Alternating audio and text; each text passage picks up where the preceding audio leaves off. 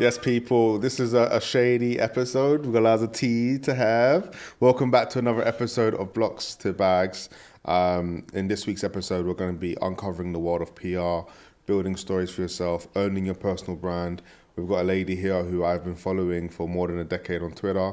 I've seen her be a journalist at Link Up TV, to go work in corporate PR, to set up her own agency. Whilst doing that, built an awesome community of women, empowering them to actually take the steps to be bosses and individuals in the music industry via a brand called Girl in Power. Her and her bestie have their own PR agency now and have done campaigns from everyone from NSG to M24 to a bunch of other music artists in recent years. For the launch party, they had Vapiano and Clark's support. It's not no small fry here. Welcome to the show, Brenda. Hi, everyone. Well, hi, guys, should I say. How are you? Really good. Good. Got hay fever, so my eyes I got some shades on. Sunny outside, obviously. But look, it's a real pleasure to have you on the show. Watching your story the last couple of years has been somewhat inspiring, but also just exciting as well. Thank you. There's no rules to all of this. I remember pulling my little sister and her band in for a meeting with you and your team, so you can kind of give them some pointers. So you work with people at all levels, both people that are commercial that everyone will know, but also people who are just starting out. How did you start this PR journey? What was this transition from journalist to PR? I turned into a journalist by accident, and I say that just because I went to uni in 2010, and before I went to uni, I basically started a music blog because I was just so passionate about helping an emerging artist get the love and the support and exposure that they needed. So for me, I did that for a little bit during the summer before uni. And then I went off to uni to study PR. So naturally, it was just like a organic transition from writing to PR/comms. So after I left uni, I then went off to kind of like find the experience and, get some accolades on my CV. Hence why I went into corporate PR, because it was like I just needed to get something on my CV that could help me become a PR professional. So I stayed in the corporate world. I was actually in tech PR for a little bit, doing more B2B kind of stuff as opposed to like consumer. So clients included like McAfee and Qualcomm. So really, really techie stuff. It helped me to kind of learn, the skills and attributes that I needed for my role. And because naturally I just loved music, I was just like, okay, well, I think it's time to kind of make the switch and just transfer my skills that I learned in that space over to music. Were you doing any music stuff when you're doing corporate on the side, or it was just purely focused on getting those skills and building up your value in the kind of industry? For the first couple of years, yeah. Okay. So I was in tech PR for about 3 to 4 years. So 3 out of those 4 years, I did focus on just kind of trying to better myself in the industry. And then the last year, because I knew I wanted to make the transition, I was like, let me just revisit it. And that's why BJ mentioned earlier that I had a conversation with his sister and her bandmates. And we spoke about doing some PR. And it was a nice little way of kind of introducing myself as a PR. But I did have another client at the time, yeah. Vibe. So obviously right now, business-wise, you've got your agency, you also consult, you do a mixture of different things. Mm-hmm. A lot of times, entrepreneurs and startups, some of them know the value of PR, some of them just don't know what they don't know. But they see people featured in kind of press and they wonder, why not me? Why was I not on that list? Or why was I not on this? And a lot of these things are relationships, is what I've learned to gather over time. But just for context, what are different ways that a business like yours can be of service to a business out there? Yeah. Break it down, like your business services, and For us, it's like, because we're a music and culture agency, we started primarily as music. So we was looking after artists of any level. So it was whether you was emerging or established, signed, unsigned, UK and global. We basically have to like you as an artist. That's just first and foremost. So like if we rate like music and you as a creative artist, and we find that, you've definitely got something that's different from others. I think obviously that's a key factor that plays, our role, just because there's so many artists. There's so many artists. Not to undervalue anyone else, it's just we have to kind of create a way for us to kind of differentiate you from another, and you have to have a unique story, number one, and also it's just consistency as well. I think for us like I said initially, like we don't like to work with anyone that we don't feel is ready for PR as well, just because it's like sometimes you need to perfect your craft before you come to someone like me and say, oh, can you help me be seen, be heard? Just because for us, we are never going to just take your money and be like, we're going to do your PR, and if you get results, you get results. That's not our ethos. I think for us, it's just making sure that the timing of you as an artist is right for you to have PR. And secondly, does it make sense for us? Because PR naturally is very time consuming. And that's not to say that we don't want to take on as many clients. It's just got to make sense for ourselves and the artist. So yeah. Okay, question on that. When does an artist know it's the right time to go to you? Because they've been putting in work, they might be feeling them. I've grown my following from like 100 or a couple hundred followers to 5K. Do I need to get to 10K? Do I need to have YouTube videos? When is the right time to go to you and be like, let's do this? But yeah. So we don't necessarily look at the vanity metric. So that's anything like your followers and stuff like that. It's more to do with you as an artist in terms of your sound. And number two, if you've actually grown a community that is a community, or a fan base, should I say. So it's like a lot of the times we do get artists that have said, oh, I've been around in music for about 5-6 years and I feel like I'm ready. I can't be the one person to say you're not ready, but as a person that does PR or you want PR from, I'm going to be like, you're not ready because X, Y, Z. So for example, for us, we have to look at the quality of the music. We have to look at who you have been speaking to, like industry-wise, like are you known within the industry as well as outside of it? Yeah. So not just your fans, like have you, had conversations with A&Rs? And I'm not saying that you have to, but I mean, are you on their radar almost? So it's like, how active are you with your networking? It's like, it's all well and good us sending out a press release and us, putting your name in front of journalists and things like that, but it's not enough if you're not doing the work yourself as well. So I think it's just making sure you've got music, like a backlog of music. You've got a story. You are different from others. You are reaching out to radio pluggers and radio presenters and writers and bloggers as well yourself and building those relationships just because it helps us as well to help you. Yeah, so I won't say there's a set way, but... Yeah, no, very important. Yeah. As you look at the future of... independent agencies, independent brands run by women. I want to talk a bit about, the Girl Empower movement you've done. You've just been put up on one of a few who've been selected to get backing from Box Park this year. Yeah. So you're going to be growing that franchise series that you've got there. You've seen a lot of different women get confidence through your experiences to go and try. What are some of the opportunities or some of the things that you think women are going to be dominating more in 2023 and 2024? So Girls in Power is mainly to support anyone that is looking to break within music and creative industries. So what we do is we provide a platform for them in order to have access to industry professionals. So naturally we do panels and events of that sort to be able to give people the space to connect with like-minded individuals trying to get into the industry or the panelist that has had the experience. So over the course of 2022, we had a residency at Box Park in Shoreditch where they basically housed us and they just allowed us to provide a free space and, opportunities for people to connect with radio presenters, marketeers, PRs like myself. We had like A&Rs come down and it's a chance for people to ask questions to people that they don't necessarily have access to.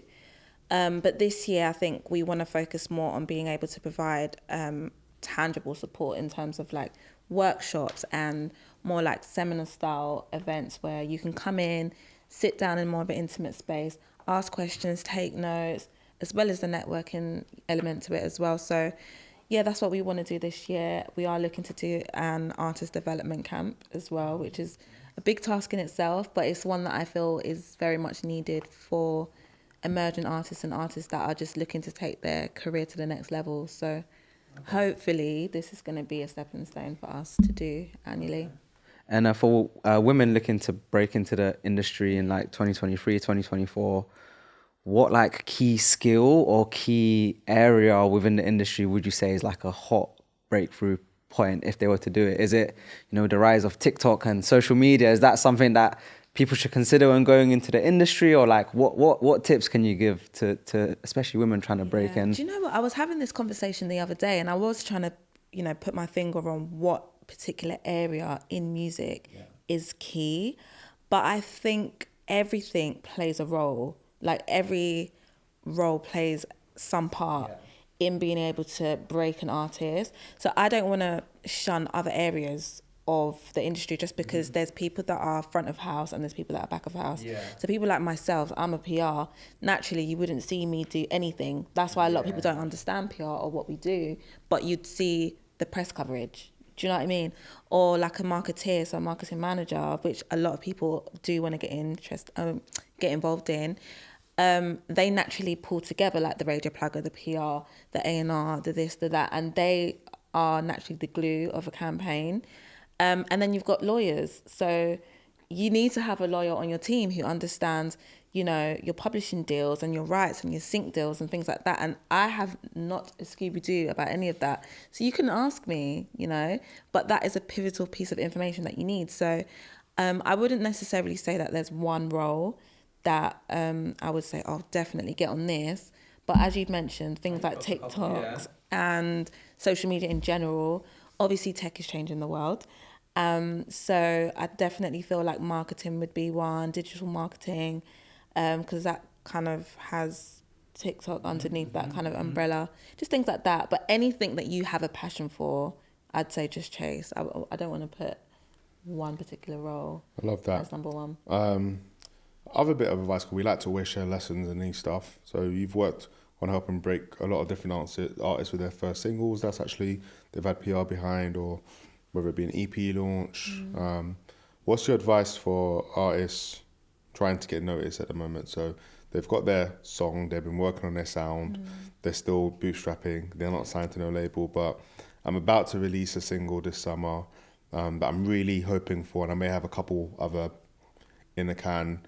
If we all kind of just spoke to it, what would you be doing to make sure that artist has the best opportunity to make as much noise as possible? Let's go with R&B, because there's always this discourse about there's not enough R&B in the UK. Yeah. It's funny because I was actually thinking of an R&B artist at the time because we worked with an artist called Essie Malia, and it was her very first release as an R&B artist. And again, she wasn't somebody that had a high following, but her sound was like, as soon as I heard her track, I was like, yes, like I'm definitely working with you, because I know that this is something that is going to get the love and support that it should get right now. Put aside the fact that, this is your first release. You probably won't have a lot of followers at the moment, which you didn't naturally. But I think it's being open to meeting new people. You don't necessarily know who's looking at your stuff or who is listening to your music, who's looking at your socials. So I think just be open to connecting with people and just enjoying the journey, I think. At the same time, it's making sure that you are your number one fan. I think it's constantly pushing your music, constantly sharing it. Even if it's a track that you released a month ago, you need to push it like you released it a day ago, just so that people are able to access that, because you're always going to have a new listener. So I think it's just being when you say push, how should they be pushing it? WhatsApp messages, social media, like is there any specific strategies or hacks that you kind of recommend to say to the artist, it's better if you actually share it on this platform and maybe focus more on this platform or this channel? There's many different ways. I think there's traditional marketing, like you just mentioned, like there's mailing lists and things like that. But I think there can be a fine line with things like using like WhatsApp and mailing lists and email threads and things like that, just because sometimes it kind of crosses over to someone's personal boundaries and you don't want to overstep that, because then it's like you've almost like pissed someone off and it's like, I don't want to open that now. Like, do you know what I mean? Because it's like, that's my free time or that's my personal space. I'd rather not. But it works for some people. So I don't want to shun it. But I'd say maybe utilising all social platforms, so like Instagram, Twitter. TikTok is a big one, I think, just because the algorithm allows people to really interact and it would then push it wider. That's something that you don't necessarily get on places like, that's something you don't necessarily get on like Instagram, for example. You have to overshare on Instagram. And I know people are quite conscious of, oh, you've shared it again. Oh, you shared it again. Oh, you shared it again. But it's like with TikTok, it's like it reaches the right people because it goes off people's algorithms. So definitely utilize TikTok where you can, I think.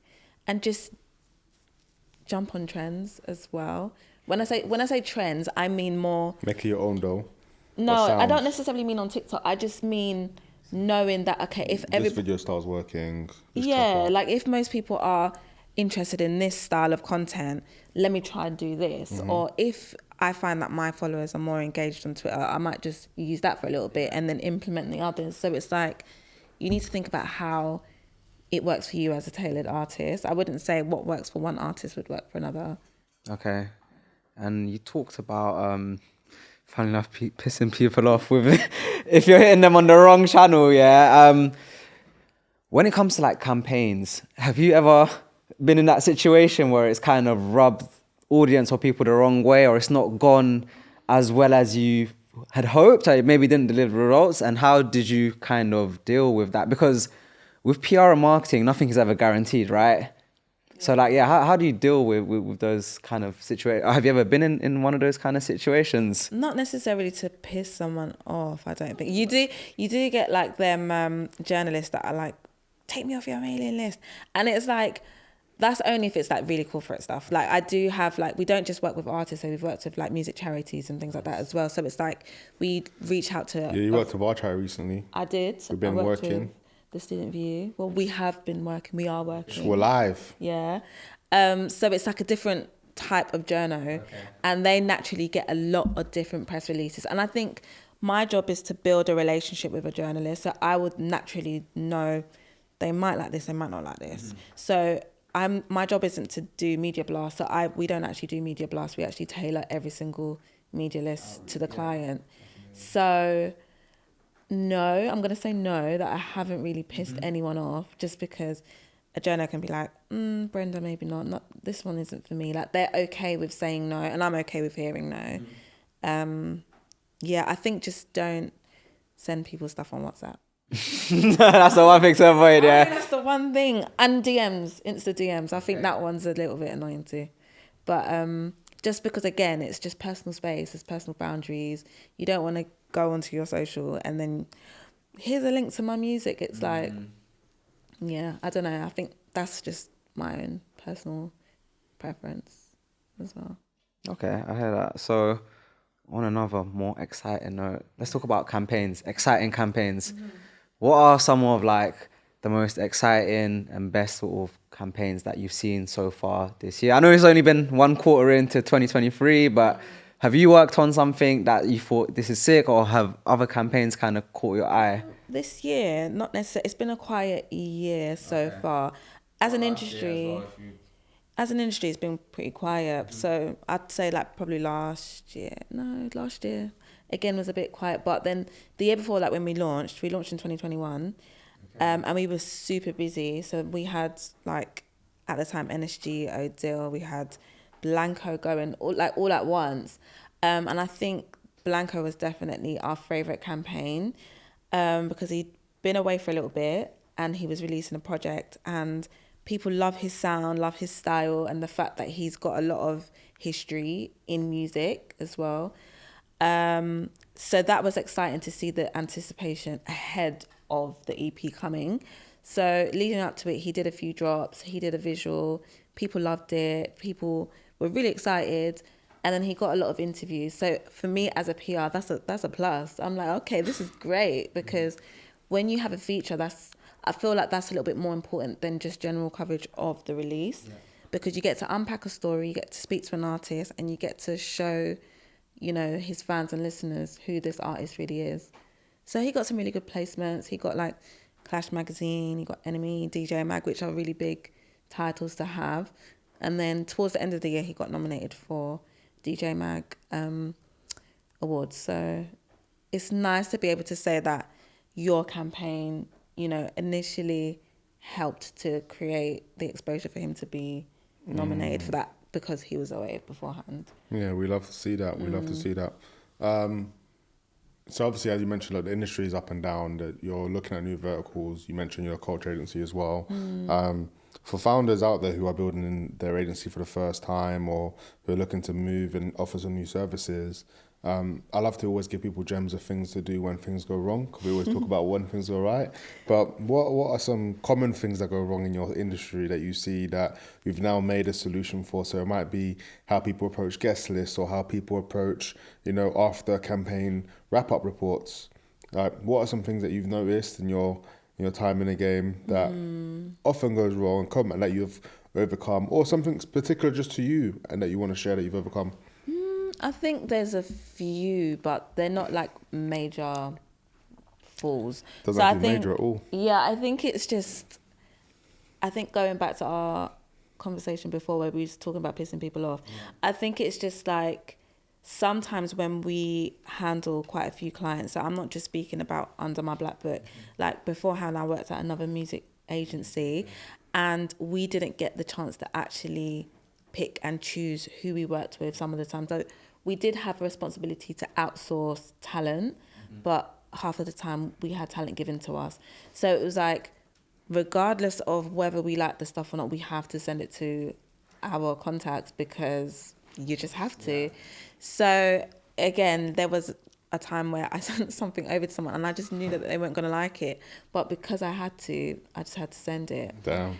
Exactly. And at the same time, you represent the opinion of the sound, if that makes sense. So if I'm sending you somebody that I don't think is very good, you're sending it to me because you think it's good, but I don't actually think it's good. I've just been told to send it to you, you know. So yeah. So anyway, we sent it to someone. They were like, take this stuff off my list and don't ever send this to me again. But because we had a relationship with the journalist, we could be like, you know what, I'm not gonna lie, like we had to send it to you and whatever. But that was something that made us go and start our own thing, because we didn't want to be put in a position where we're working with a client that we don't actually believe in. Yeah. So I'm not saying to everyone, up and leave your job and start your own company. As soon as you can, get out. But if you can, do it. Wow. Yeah. So there's that. Because I don't like pissing people off. That's not my bag. Who does? Yeah. Who does? Yeah. What can people expect from Girls in Power in my Black Book this summer? You just given us a little thing there with your artist development camp. When is the Box Park stuff rolling out? Like, yeah, what should people stay abreast to? Just touching quickly on the Box Park stuff, they're basically supporting us to help it come together. So we are actually like in conversation with them regularly. They're basically, looking after us over the year.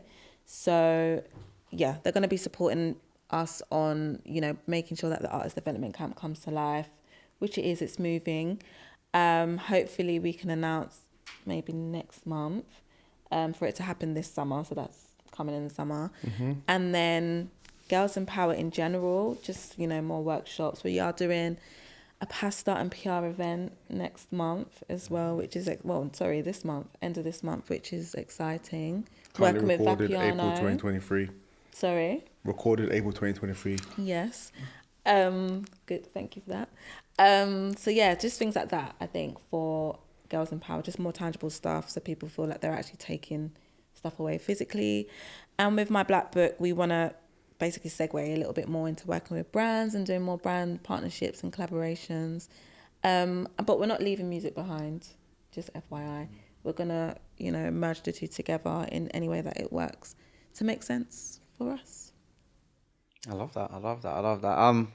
I've got one question, just around like a crazy question here, and you work in the kind of the music industry, right?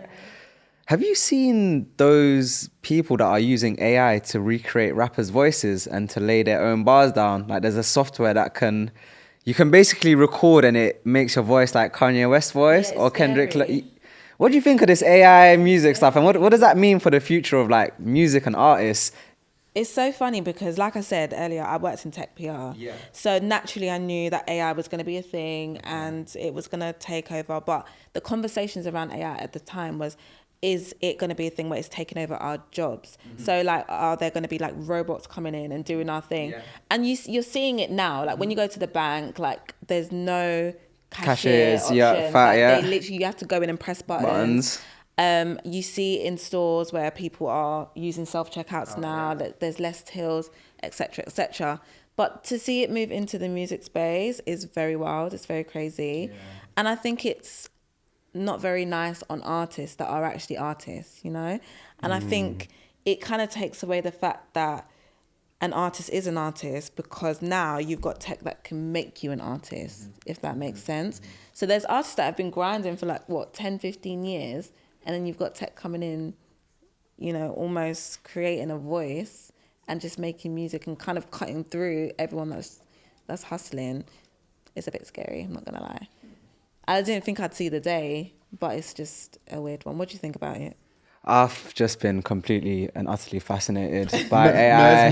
Mesmerized. No, when I saw the dude and it was like, I don't want to put race or anything to it, but like when I actually saw the dude basically all he did was, there's an AI piece of code out there and you just plug it into your recording software and I was like, yo. And then I saw that you can't actually trademark a voice. I'm not surprised. Yeah, you can't actually trademark a voice. So like this can actually legit happen and artists might not be able to do much about it if someone's like copying their voice. Artists already aren't getting credited for a lot of the stuff that they do. So this is just another way of discrediting them even more.